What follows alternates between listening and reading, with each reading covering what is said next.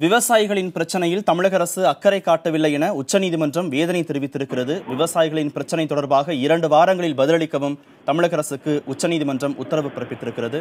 இது குறித்த கூடுதல் விவரங்களை டெல்லி செய்தியாளர் நிரஞ்சன் தருகிறார். அவரோடு பேசலாம். நிரஞ்சன், யார் இந்த வழக்கை தொடுத்தார்கள்? டெல்லியில் தமிழக விவசாயிகள் 1 மாதமாக போராடி வருகிறார்கள். இந்த போராட்டத்திற்கு பிறகு தற்போதைய சூழலில் தொடரப்பட்ட வழக்கா இது?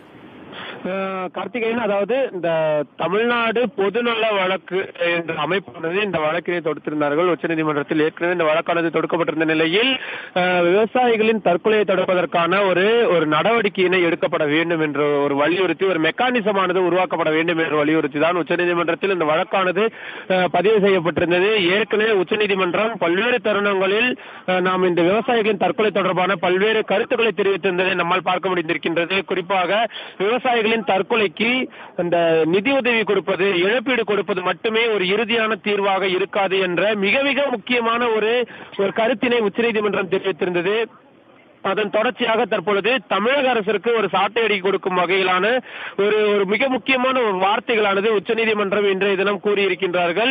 தொடர்ந்து மாநில அரசானது விவசாயிகளின் தற்கொலை விவகாரத்தில் தமிழக அரசானது மௌனம் சாதிக்கிறது, இது சரியான ஒரு முறை அல்ல என்ற விஷயத்தை கூறியிருக்கின்றார்கள். அது மட்டுமில்லாமல் உடனடி நடவடிக்கை என்பதும் தேவைப்படுவதாக உச்சநீதிமன்ற நீதிபதிகள் கருத்து தெரிவித்திருக்கக்கூடிய அதே சூழ்நிலையில் விவசாயிகளின் தற்கொலை தொடர்பாகவும் என்னென்ன மாதிரியான நடவடிக்கைகள் மேற்கொள்ளப்பட்டிருக்கிறது என்பது தொடர்பாகவும் 2 வார காலத்திற்குள் பதிலளிக்குமாறு உச்சநீதிமன்றம் கூறியிருக்கின்றது. குறிப்பாக காலதாமதம் தமிழக அரசு செய்கிறது என்ற மிக முக்கியமான வார்த்தையினை இன்றைய தினம் உச்சநீதிமன்றம் தெரிவித்திருக்கின்றது. ஏற்கனவே தேசிய மனித உரிமைகள் ஆணையமும் தமிழகத்தில் நடைபெற்று இருக்கக்கூடிய விவசாயிகளின் தற்கொலை தொடர்பான ஒரு விரிவான விளக்கத்தினை கேட்டிருந்தார்கள். ஆனால் அது தொடர்பான விளக்கங்கள் எதுவும் இதுவரையுமே கொடுக்கப்படவில்லை.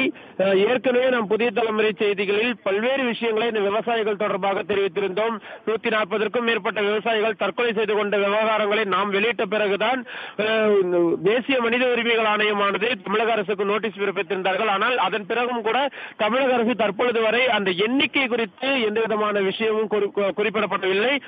தற்பொழுது அதன் தொடர்ச்சியாகத்தான், அதன் ஒரு நீட்சியாகத்தான் தற்பொழுது உச்சநீதிமன்றமும் இந்த மிக முக்கியமான இந்த ஒரு வார்த்தைகளை கூறியிருக்கின்றார்கள். இது தமிழக அரசிற்கு மேலும் பல நெருக்கடிகளை தமிழக விவசாயிகள் பிரச்சனையில் தற்பொழுது கொடுத்திருக்கிறது என்றுதான் பார்க்கப்படுகிறது. கார்த்திகேயன், மத்திய அரசு தான் முடிவெடுக்கணும்னு மாநில அரசு தரப்புலையும் விவசாயிகள் தரப்புலையும் சொல்றாங்க. நதிகளை இணைக்கிறதா இருக்கட்டும், காவிரி மேலாண்மை வாரியம் அமைக்கிறதா இருக்கட்டும், வறட்சி நிவாரண நிதி கொடுக்கிறதா இருக்கட்டும்.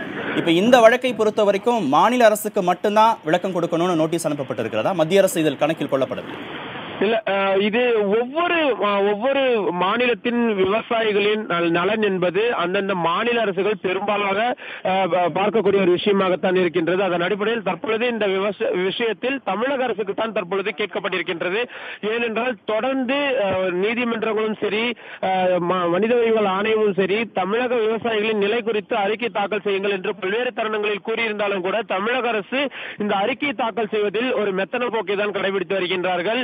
தற்பொழுது டெல்லி ஜந்தர் மந்தர் பகுதியில் போராடி கொண்டிருக்கக்கூடிய தமிழக விவசாயிகளை சந்திப்பதற்காக தமிழக வேளாண் துறை அமைச்சரும் சரி, தமிழக அமைச்சர்கள் யார் வந்தாலும் சரி, அவர்களிடம் முன்வைக்கக்கூடிய இந்த மிக முக்கியமான விஷயம், தமிழக அரசு ஒரு கௌரவ பிரச்சனையாக தமிழக விவசாயிகளின் தற்கொலை விவகாரத்தை பார்க்கிறதா என்று கேட்டால் நாங்கள் தயாரித்துக் கொண்டிருக்கிறோம் என்ற ஒரு வார்த்தையினை கூறுகின்றார்கள். ஆனால் தேசிய மனித உரிமைகள் ஆணையமும் சரி, நீதிமன்றங்களும் சரி, இந்த விஷயத்தில் தமிழக அரசிற்கு பதிலளிக்க கோரி கிட்டத்தட்ட 3 மாதங்களுக்கு மேலாகின்றது. நாமும் தொடர்ந்து செய்திகளை ஒளிபரப்பி 3 மாதங்களுக்கு மேலாகிறது. ஆனால் தற்பொழுது வரை தமிழக அரசு எத்தனை விவசாயிகள் தற்கொலை செய்து கொண்டிருக்கின்றார்கள் வறட்சியின் காரணமாக என்பது குறித்த ஒரு அதிகாரப்பூர்வமான விஷயத்தை இதுவரை குறிப்பிடவில்லை.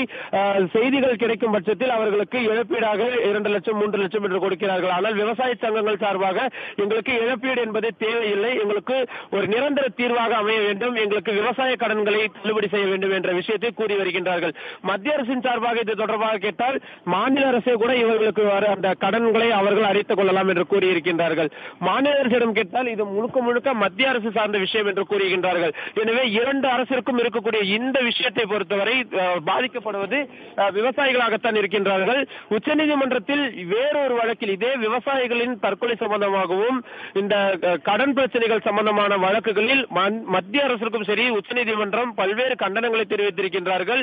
நாடு சுதந்திரமடைந்து இத்தனை ஆண்டுகள் ஆண்டுகளாகியும் ஒரு விவசாயிகளின் நலன்களை பாதுகாப்பதற்கென்று தனியாக ஒரு மெக்கானிசம் கூட இதுவரை நீங்கள் உருவாக்காதது ஏன் என்ற கேள்விகளும் ஏற்கனவே மத்திய அரசின் சார்பாக எழுப்பப்பட்டிருக்கின்றது. தற்பொழுது கேட்கப்பட்டிருப்பது மாநில அரசுக்கு மட்டும்தான். ஆனால் உச்சநீதிமன்றத்தை பொறுத்தவரை மத்திய மாநில அரசுகள் அனைத்தையுமே இந்த விஷயத்தில் கடுமையான கண்டனங்களுக்கு தெரிவித்திருக்கிறார்கள். கார்த்திகேயன்.